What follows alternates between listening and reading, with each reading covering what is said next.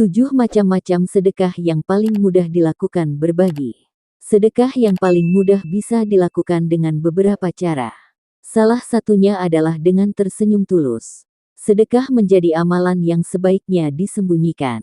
Meskipun demikian, pahala yang bisa dituai dari pemberi sedekah tidak main-main. Sedekah bisa dilakukan dengan cara yang mudah. 1. Sedekah uang. Sedekah uang menjadi jenis sedekah yang dirasa cukup mudah dilakukan. Namun, perlu dipahami bahwa nominal sedekah uang tidaklah harus banyak. Nominal sedekah uang bisa disesuaikan dengan kemampuan diri. Sedekah berupa uang juga bisa dilakukan ketika melakukan salat di masjid. Selepas salat, siapapun bisa langsung memasukkan uang ke dalam kotak amal. Bahkan ketika membeli makanan atau minuman dengan uang yang lebih, ini juga termasuk sedekah. 2. Sedekah makanan. Sedekah yang paling mudah berikutnya adalah sedekah makanan. Ini menjadi sedekah yang cukup banyak dilakukan oleh orang-orang. Tidak hanya memberi sedekah pada mereka yang berada di jauh tempat, tetapi sedekah ini juga bisa dilakukan di lingkungan tempat tinggal sekitar, bisa berupa makanan siap saji atau berupa bahan bakunya. 3. Sedekah barang, benda. Sedekah barang maupun benda tentu juga bisa dengan mudah diberikan. Semua barang maupun benda yang dibutuhkan dan masih terbilang layak pakai bisa menjadi pemberian sedekah. Mulai dari pakaian, sepatu, perabotan rumah tangga, buku-buku hingga peralatan elektronik lainnya. 4. Memberi makanan pada hewan. Sedekah bukan hanya dapat dilakukan dengan sesama manusia saja.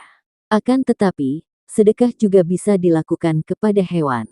Misalnya, dengan memberi makanan kepada hewan liar yang ditemui di jalanan maupun di tempat umum. 5.